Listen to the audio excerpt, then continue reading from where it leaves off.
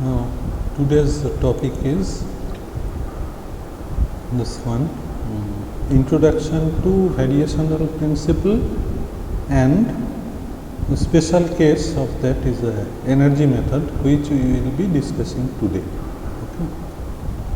So, this energy method, the corresponding slide, if you click there, you will get it from this particular link, and for our discussion today we have already downloaded the document, and let us see from here. Okay.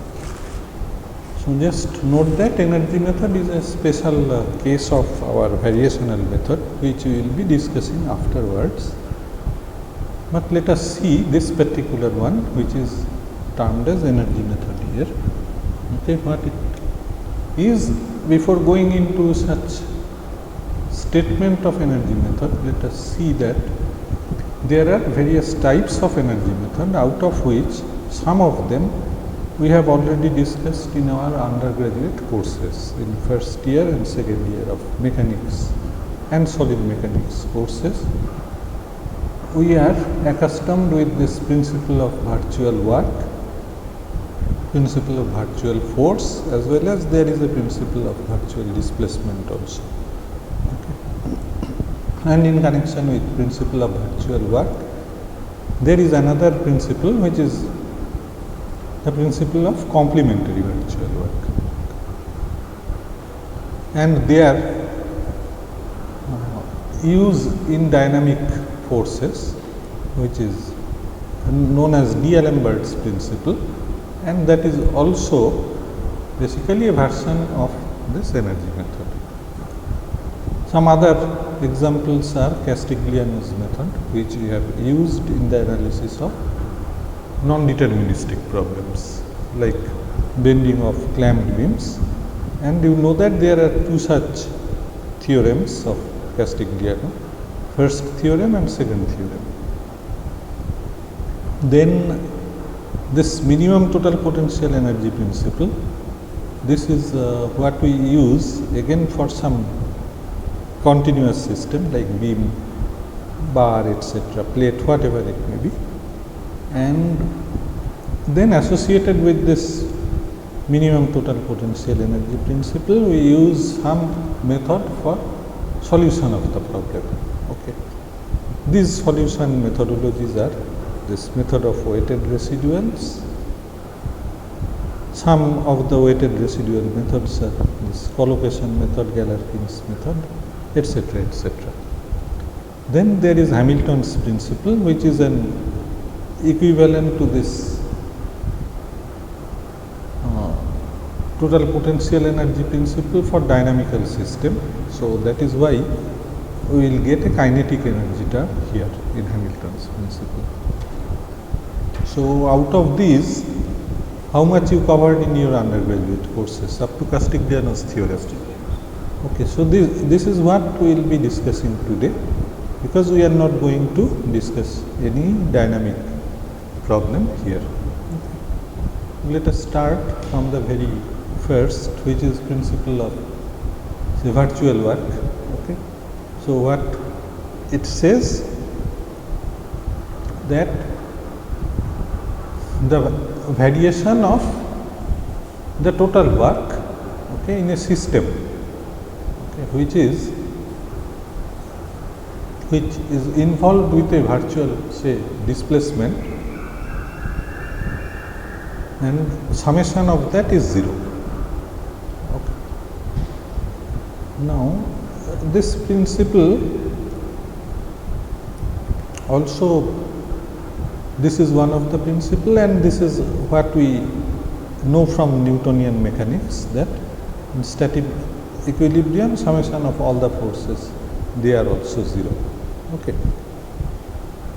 Now what we do here,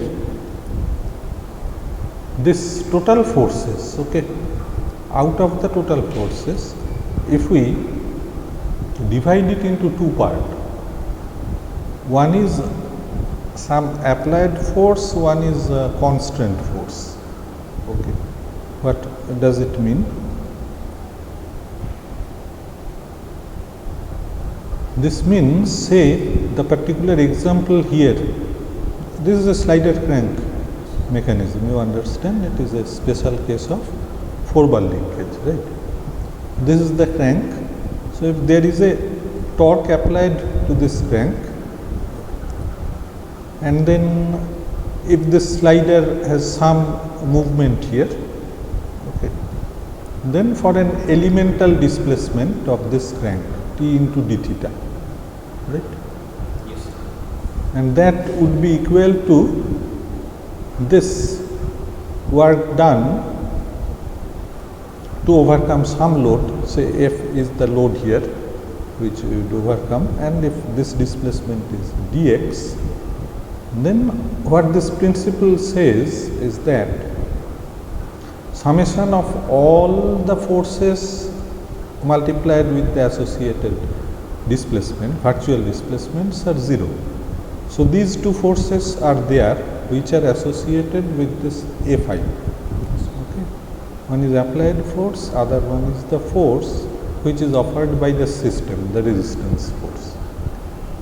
What additional forces are there? There are constant forces. There would be some reaction in this support pin. There is a fixed point. Okay. So, this we designate as a reaction force R, it has component RH, RB, etc., whatever. Those forces, they do not undergo any associated displacement. That you understand? So, their contribution to energy is 0, right? Yes, sir. So, the constant forces when multiplied with virtual displacement, that part itself is 0. Similarly, there would be some reaction in this pin, okay, reaction forces here. Of course, we are neglecting friction forces here. Whatever you might include, some other equations will come finally. So, what we see that this particular statement, principle of virtual work, here if we separate all the forces in two parts, this say applied forces or forces which are contributing to work, and the other forces which are not contributing to any work done, they are known as constant forces also. Right? Then this part, the work done from the constant forces is 0. So, ultimately what we get, only work done by these applied forces, okay, their variation, okay, this is equal to 0. So, thereby what is the advantage? Advantage is that we are neglecting these constant forces from our analysis. Yes. But say for example, if we like to solve this particular problem through Newtonian mechanics, okay, then this particular torque has to be expressed by a force at this point with this crank length multiplied by this crank length, then there would be some reaction forces, and this particular force at this point, now that has to be transferred to this link 3 which is connecting rod, okay, then this particular component of force has to be again divided into horizontal and vertical component here, right, and this horizontal component and this displacement part, that has to be taken into consideration. So, that way this particular form of expression is much suitable for our analysis if we can carry out such a variational operation. Now, what is the meaning of this particular statement? The statement is variation of work done. created by the forces of a system due to a virtual displacement is 0. Now you see this virtual work, this variation in work, this is known as virtual.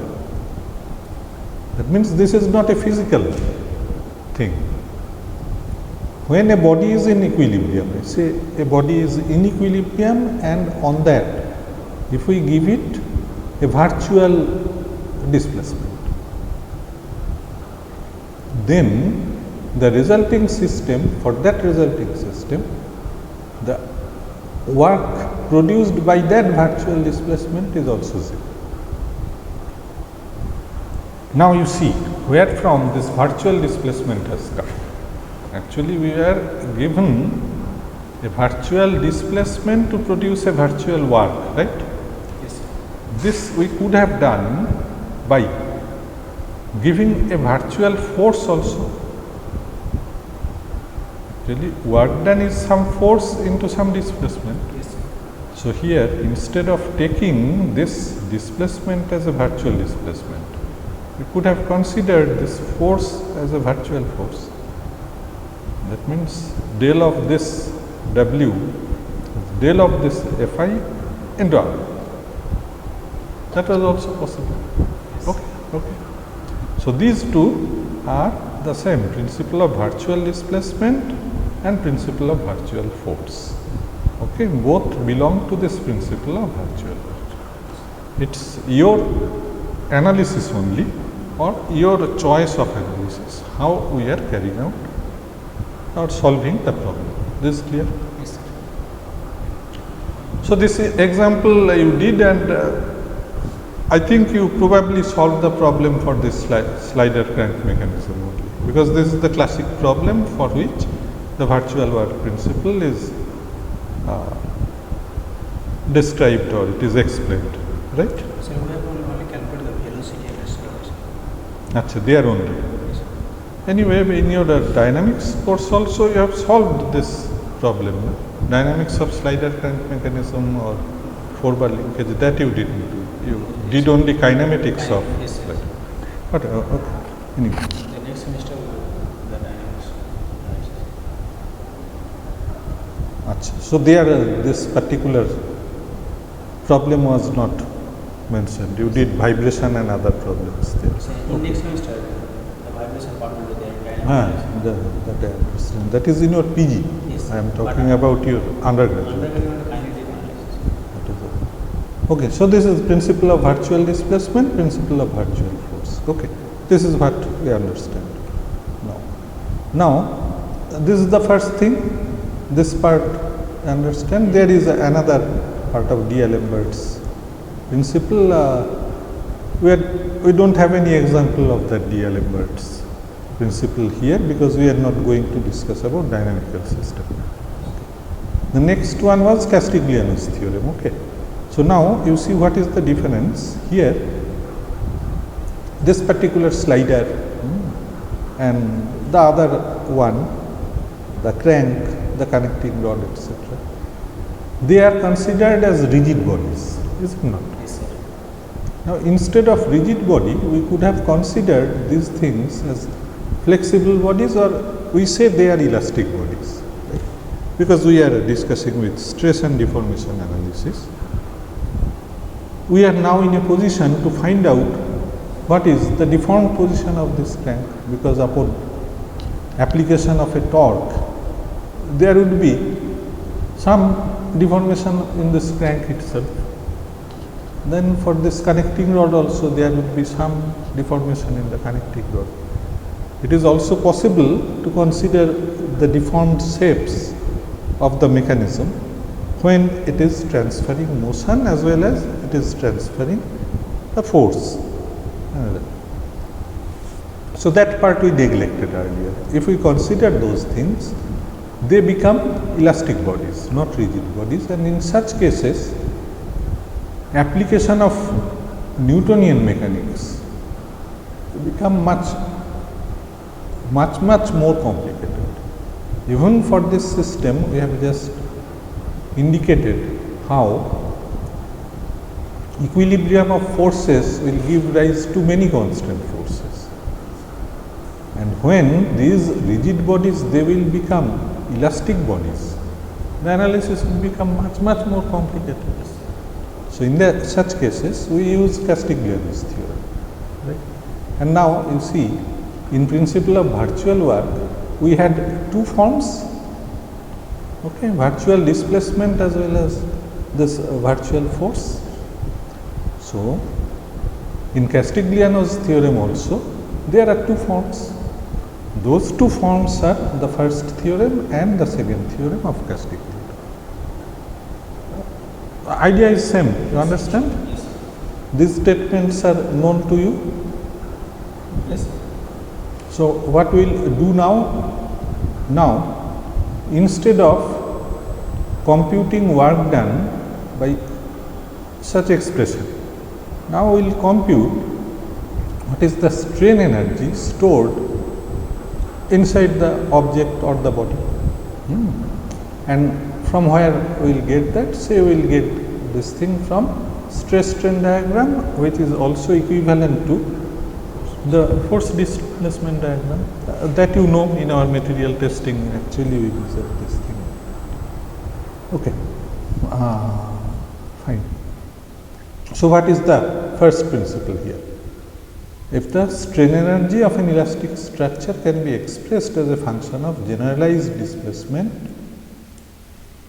then the partial derivative of the strain energy with respect to generalized displacement gives the generalized force, which is capital Q. So generalized displacements are smaller case q, okay, and generalized forces are capital Q, like this. Now, for an example, say if this is a cantilever beam, okay, then what will happen in such case? In a cantilever beam, if we have a tip force F, okay, and then due to that tip force, if the strain energy stored in the cantilever beam is U, if we take a derivative of this particular strain energy with respect to displacement, and if we compute it at the point of this applied force, okay, we will get what is the magnitude of this force F. Yes. So this represents as if a generalized displacement, okay, like this. So that way, in our previous example, what were the forces? We had a torque here and we had a tension or compression type force here. So both are included in this generalized force Q.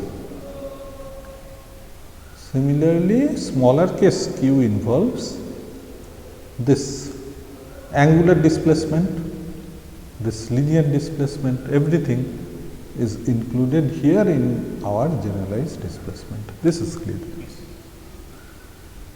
Now, what is the other part of the theory?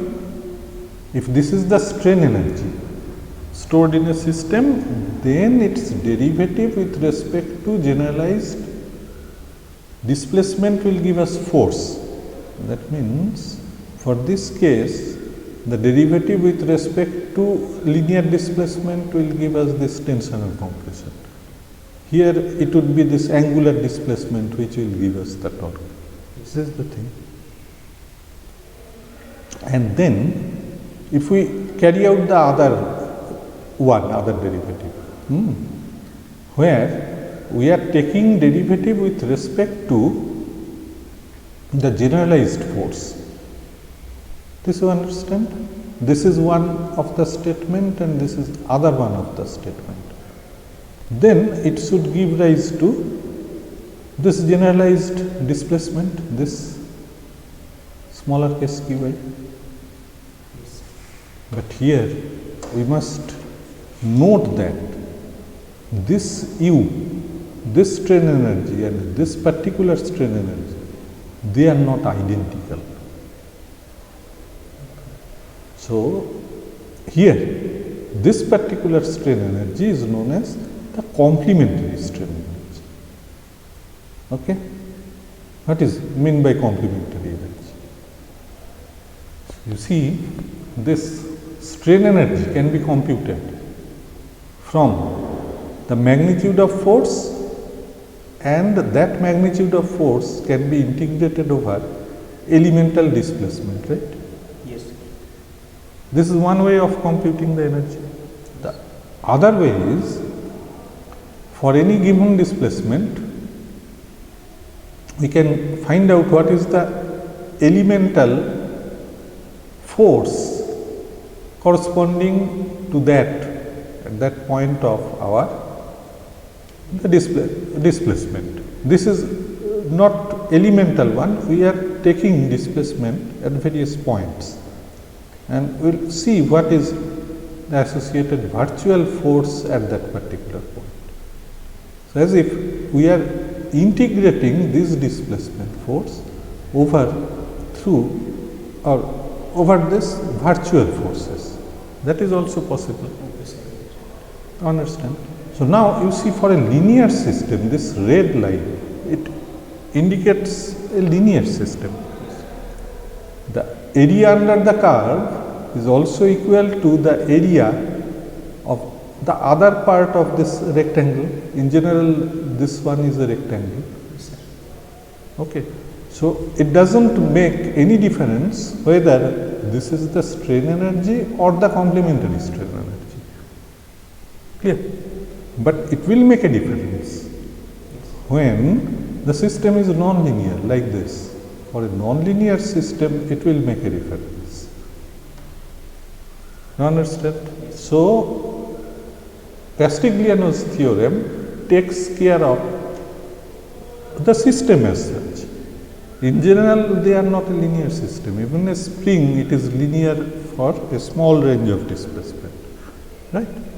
Yes, sir. And that is why we must consider the complementary strain energy when we are using the second form or using Castigliano's second theorem. This is clear now? Okay, so these were the introductory parts, and how we can find some or solve some problems using Castigliano's theorem, and this is one of the example. I think you did Castigliano's theorem for solving clamped beam, right? Or in some other problems also you might have used Castigliano's theorem. So this is a cantilever beam also.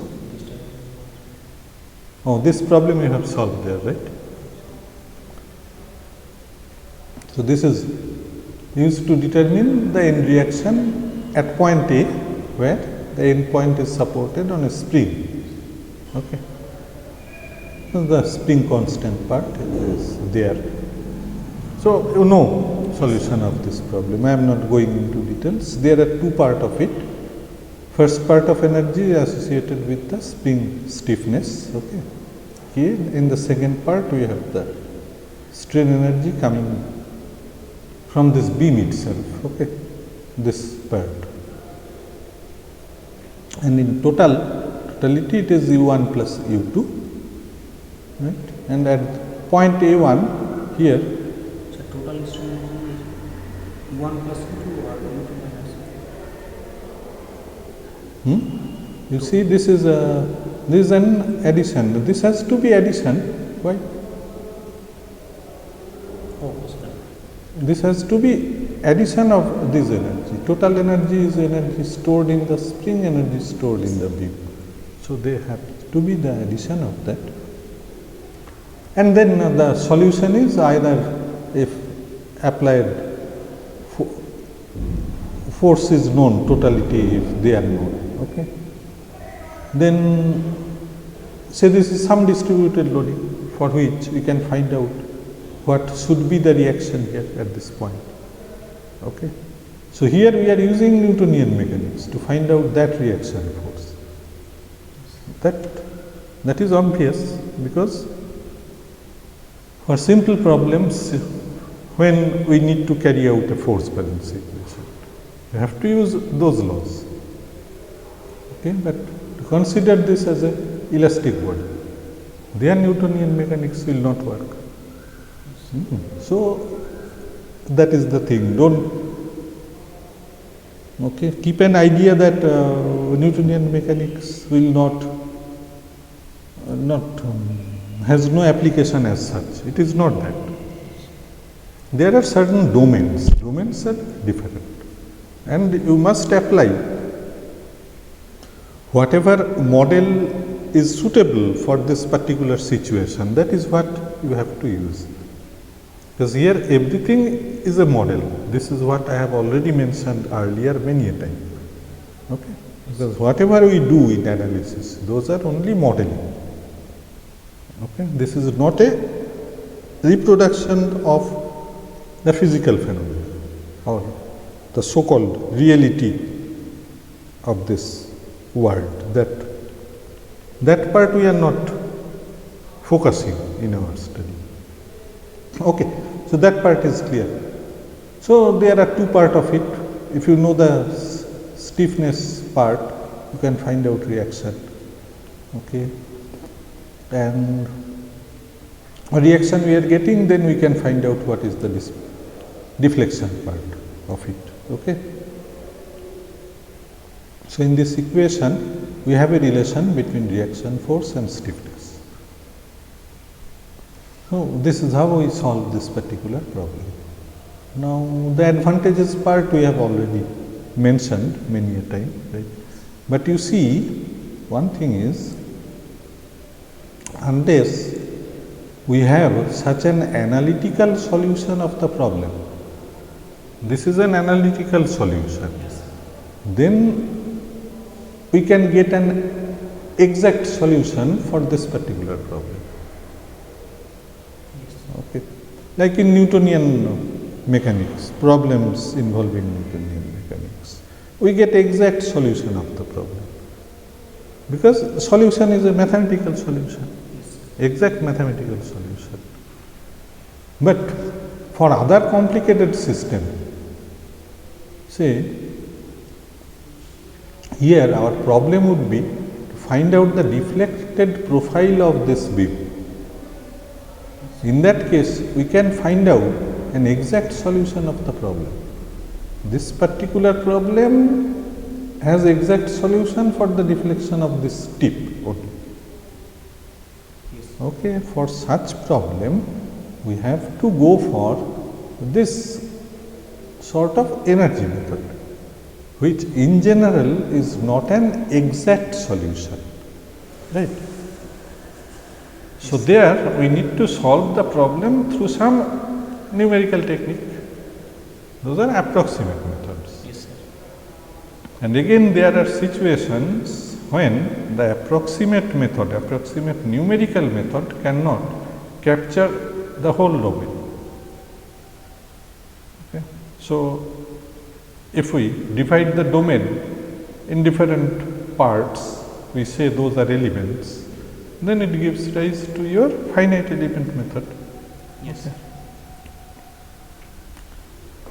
So these two somehow are classified in different categories. One is an approximate solution, which essentially means a numerical solution of the problem, but this numerical scheme has a potential to go for the exact solution. And this finite element method, where we are subdividing the domain into different parts, there also, as it is based on some numerical technique, this can also go to exact solution, but you understand that here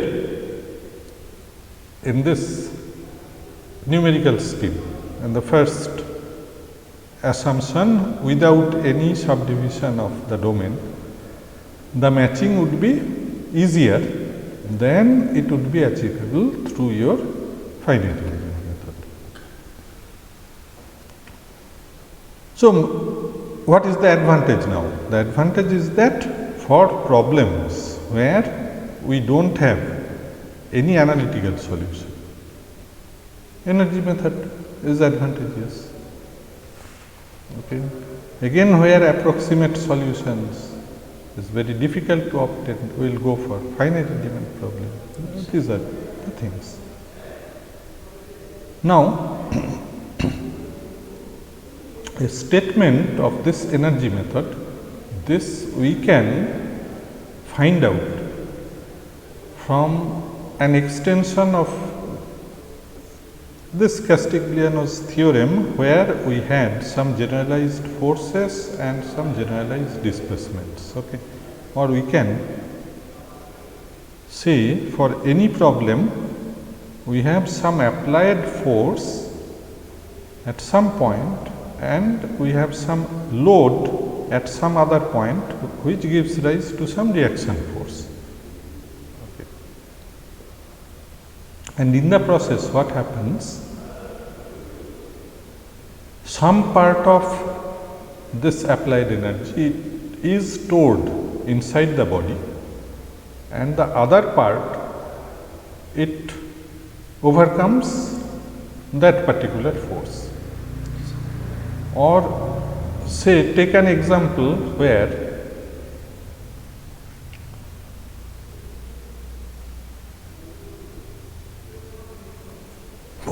we do not have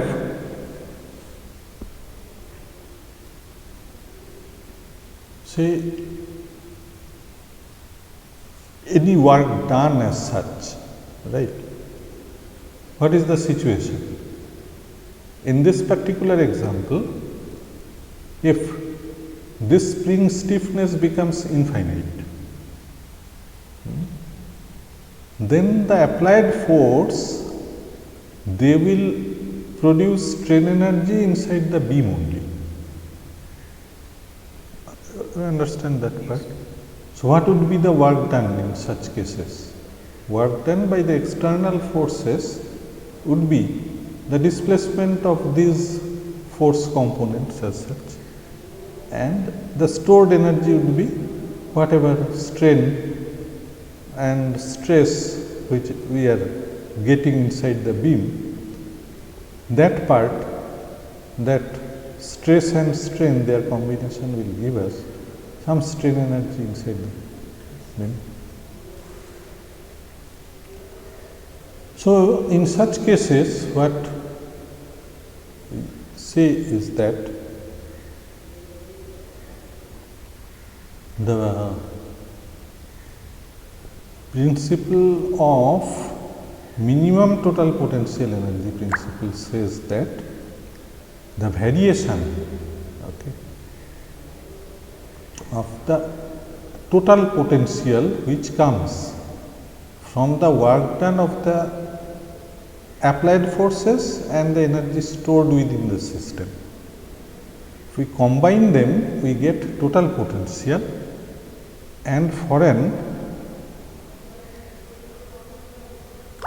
equilibrium of a conservative system means where we do not have any loss of energy. Okay. So, in such cases that variation is 0. That means the variation of this total potential which is coming from the stored energy and the work done by applied forces. So, that part, work done by applied forces, it is known as a work function. Okay. Okay. And we also say this as a potential energy.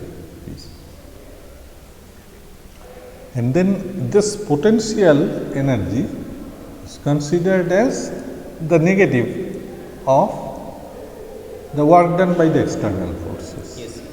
Because you know, if you add them up, they become 0. Okay, and that is why it is considered like this. So much work is done on a system and it is stored there. So here this work done comes from two parts.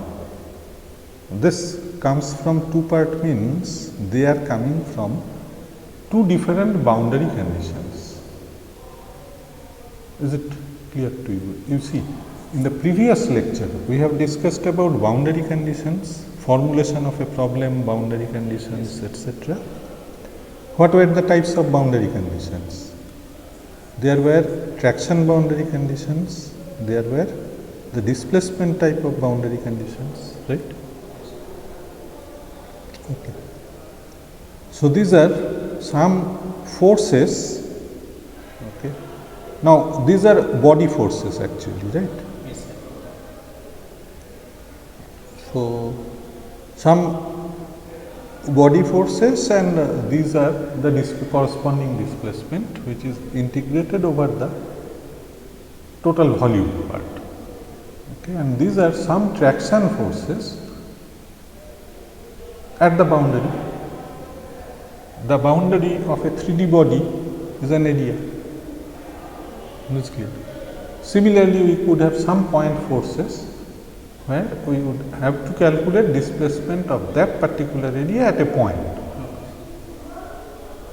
If our body is a plate-like thing, then this would be a line integral. That part we understand, as well as there can be some prescribed displacement at some point of the boundary. In that case, other terms will come. This is basically the traction boundary condition only. Okay. So this is how these are known to us in general. Okay. How we calculate our potential energy and or the work done, and from there we calculate this V. So this part is understand how we calculate the stored energy. We calculate it from the induced stress and strain. And here also, you know, the method is to express the the stress in terms of strain and strain in terms of displacement, as if we are going for a assumed displacement field. That part of the solution. The other one was the force. It is called the stress function. Yes. There can be a stress function based approach as well. Whatever. So this thing is stated here. Okay. Two such expressions are there. They are same. But you see the first one, a conservative system is in equilibrium and the energy stored is equal to the work done by the external forces. First part. The second one, the change in total potential energy must vanish for every virtual displacement when a conservative system is in equilibrium. Okay. So these two are same expression, and then if we calculate this U and V, right, for some virtual displacement or some virtual force, then this particular statement, this variation we can carry out over displacement over force, whatever, the same thing. So then we are getting this particular statement. How we are carrying out the analysis? Through a virtual displacement, displacement based analysis, virtual force, so a stress function based analysis. Everything is possible here as well. This is true. Yes, sir. You understand this much. Okay? Now there are some examples how we can do it, right? And what next? The next part is, this part is only formulation of the problem. Okay? So for the particular problem which we are going to solve, say here we have some problems, physical problems which we are going to solve. Okay? We can compute this part of the strain energy and this part of the work done. Then we can form the total potential. So we take a variation over that. This 0. This is formulation of the problem. But that is not all. Next part is solution of the problem. So this is, modeling is basically formulation of the problem. That part is modeling only. And solution of the problem, that is simulation. So total analysis consists of modeling and simulation. That you know probably in your FEM and other courses also. What is modeling, what is simulation, that part they have told you. You have also some idea about that. Okay, now, as we have different methods of problem formulation, we have different methods for solution of the problem. That we have mentioned earlier also. Weighted residual method, collocation method, Gallery's method, Galerkin method, whatever. Many more things will come when we will go into variational method discussion on that. Here, this is a particular method we are considering, which is energy method. Now, these techniques, what are these techniques? We will see to it, and there we make some approximation. So, here if our approximation is on displacement field, right. So, we will make an assumption on that displacement field. We will say this is our approximate displacement field. Okay. And then there is an inbuilt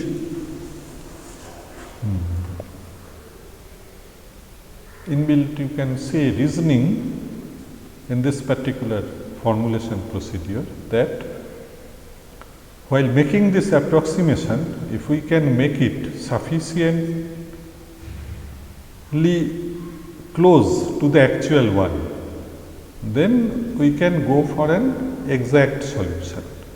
This epsilon means an error, okay, and we are forming this approximate solution through a series, and by adding more terms to this series, okay, here I is 1 to n, and if this n tends to infinity, that means for infinite number of terms, although they are not arbitrary, these functions, they has to maintain some properties, okay, that we will see afterwards. Then we can go for exact solution. Exact solution means this approximation, error in approximation is 0. So, this is the whole thing here. Okay, these are the statements. So, and that is what is written here. Okay. So, the same thing, you see those things afterwards. Now, there are 3 problems. One is a beam bending problem, other one is a stability problem, which we say is a buckling problem. Third one is a axial loading problem. We say this is a bar problem. Okay. So, these 3 problems we will be solving gradually. First, we will start with this stability problem, then we will go into this bar problem. Okay. For this stability problem, we will solve some part of the approximation manually, okay, by hand calculation. Then we will go for the bar problem, where we will be solving the problem using a MATLAB program, okay, implementation in MATLAB. And the beam bending problem we won't take up in this particular course, we will take it, consider this in our next course, okay, in design of structural elements. Okay, when we will be discussing about beam theories and other things, we will solve this beam problem also. So, I think today we will stop there, okay, but before going into the actual problem, these are the actual problems. Okay. Let me tell you something about the requirements of these functions. That much I will say today. So, how we are making the approximation? The approximation can be anything, okay, on this displacement field, on force field, whatever, that you understand. This is a problem. Now, when we are making the approximation, we need some functions. That you understand. So, these functions must satisfy the boundary conditions of the problems.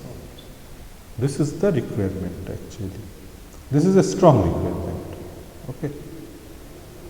So, here comes the type of boundary conditions, right? And as there are some force boundary conditions, okay, which are prescribed forces at the boundaries, at point, at line, at surface, whatever. Then there are some geometric boundary condition which refers to some displacement, okay, some slope, some curvature, etc. At some point, some line over some line or some region of the boundary. So, understand these are kinematic conditions, these are kinetic conditions. Okay. So, now our function, if they can solve all the boundary conditions, either geometric or the force type, then they are known as eigenfunctions. And these eigenfunctions are nothing but the exact solution of our problem. Understand that? Yes, sir. We have a formulation part. Up to this part, we have a formulation. And there, if we have an exact solution of the problem, then the solution is an eigenfunction. Then we will say that particular function is eigenfunction. Understand? This is eigenfunction. Now, there are some functions which satisfy these geometric boundary conditions. Okay. So, those are called admissible functions. Is clear? Okay. So, here with admissible functions, so now you see with eigenfunction how many terms we require? Only one. Here with admissible function, now we have to form this approximate function through a series sum of some unknown functions. We have to take a less number of terms, because as we have already mentioned, this number of functions can tend to infinity, okay, where which one is unknown? The functions are not unknown. Yeah, they are coupling between these functions, right? That means C1 phi 1 plus C2 phi 2 etc. These unknowns, Which are different? the value of the unknown, which is contributing in the combination, or actually this is a linear combination of functions. So, these unknown coefficients are basically what we need to find out. This is clear. So, with admissible function, some less number of terms will give us a solution. Okay. And then there are another part of function which is coordinate function, which is neither eigenfunction nor admissible function, but again these coordinate functions cannot be anything arbitrary. That means there has to be some functions which satisfy some reduced boundary condition or a reduced type of problem. Reduced means a simplified form of the boundary condition, a simplified problem, whatever. Okay. So, in such cases, those functions are known as coordinate functions, and then we will require again some more number of functions than we will require for an admissible function. This is clear. This is what we do. And there is another requirement for these functions. So, now how many functions do we have? It depends on the type of nature of functions we are selecting. But there is another requirement. First one is they must satisfy the boundary condition, but it is not possible, we understand. So, we go for eigenfunction, admissible function, coordinate function, etc., etc. The other requirement is that these functions, they should be orthogonal to each other. No, what does it mean?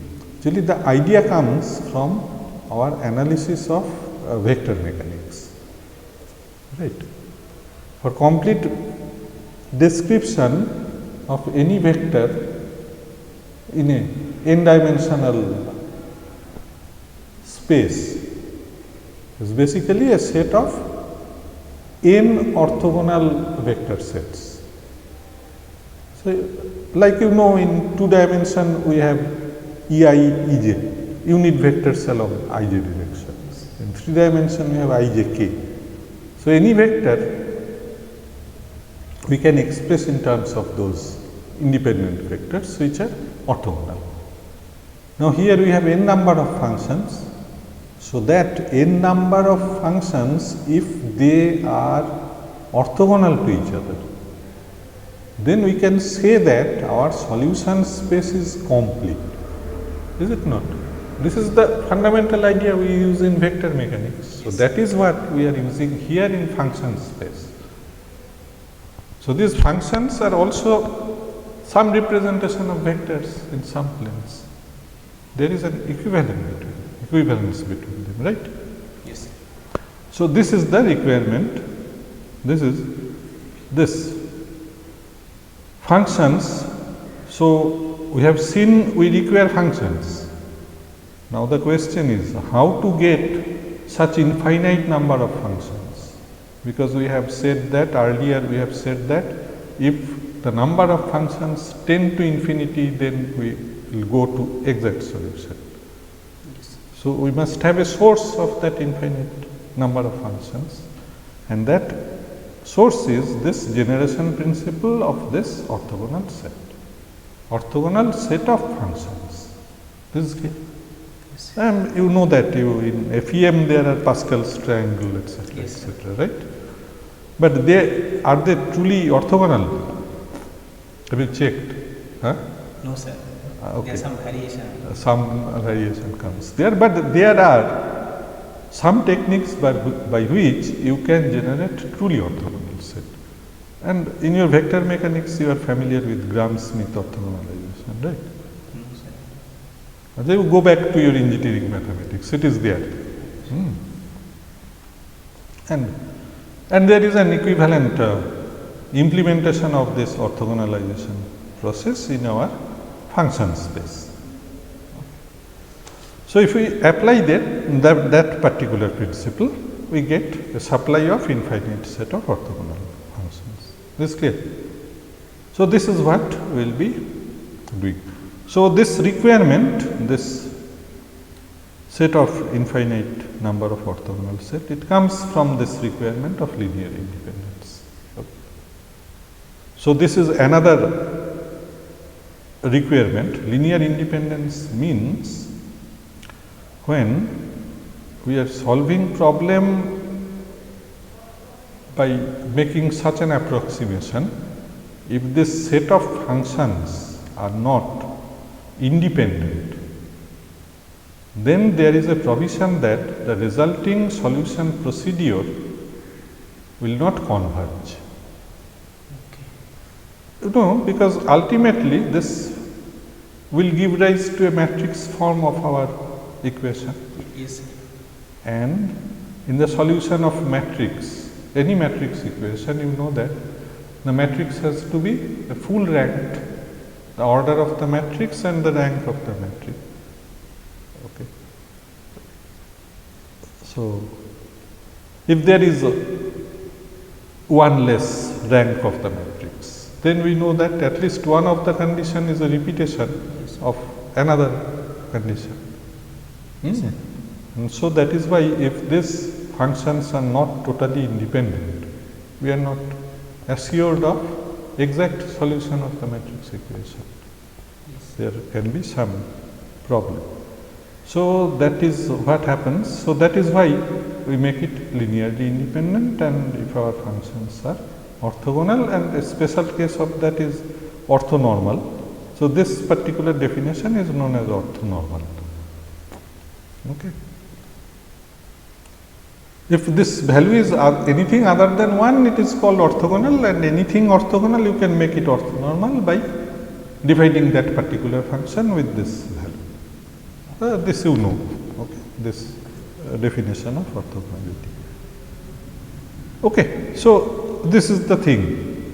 The remaining part, the description of boundary, other things, how to formulate the problem, these things we have already discussed in our previous class, right? Yes.